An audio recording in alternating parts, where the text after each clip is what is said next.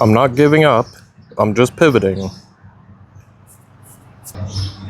Even though it's only the beginning of May, I just can't shake the anxiety of having a mostly empty garden bed and wasting any more of the growing season this year. So yeah, I went to the greenhouse.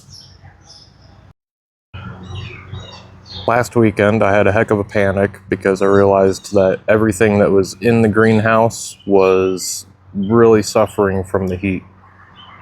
Even though I keep both windows open all day and night every day now that it's warmed up, it still gets up to about 90 in there on a daily basis, mid 90s, and that's just been a bit too rough on everything. So I had a lot of curled leaves and kind of freaked out with no particular plan and got everything into the ground.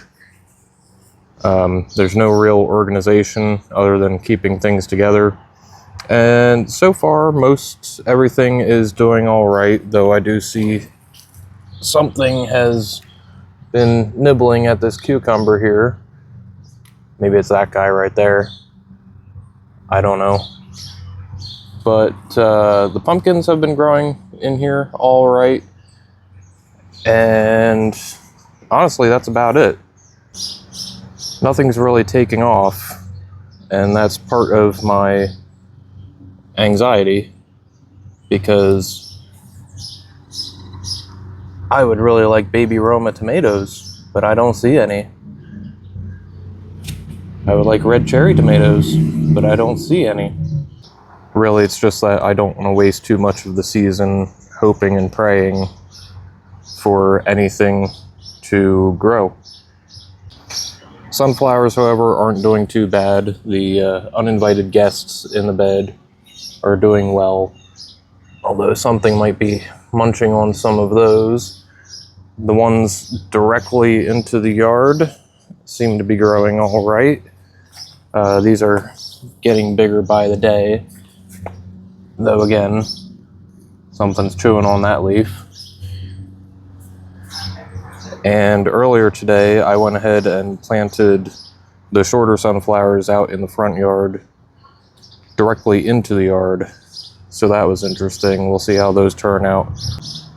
And rather than digging with a spade in the yard, which was murdering my hands, while I was at the greenhouse, I picked up this bulb planter. I'm not using it for its intended use. I wanted to see if it would work digging in grass. I really did not expect it to, because it's not sharp. Those aren't sharp edges. I really intended to get a post hole digger, but those were just way too big.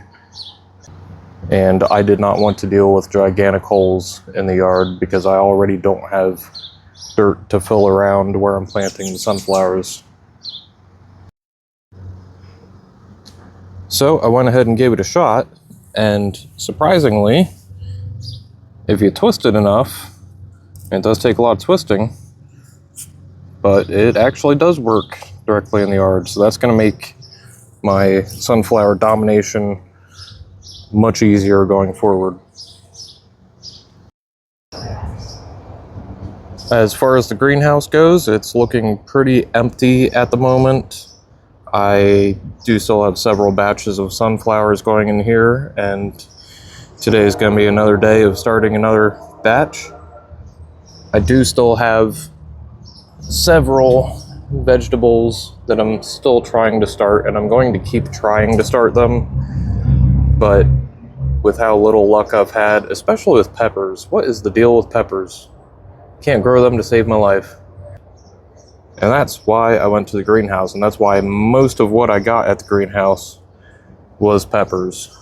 Several bell pepper varieties, and also way too many different jalapenos. Who knew there were so many different varieties of jalapenos? And I'm still not entirely convinced that all of these lettuce blends and salad blends aren't actually weeds, but only time will tell. So I'm going to get all of my greenhouse purchases planted in the bed right away, and hopefully they survive, because that wasn't cheap. And I've already spent so much money on this garden this year, it's ridiculous. A lot of work is awaiting me, and I'll let you know in a week how many I kill. I am Jake.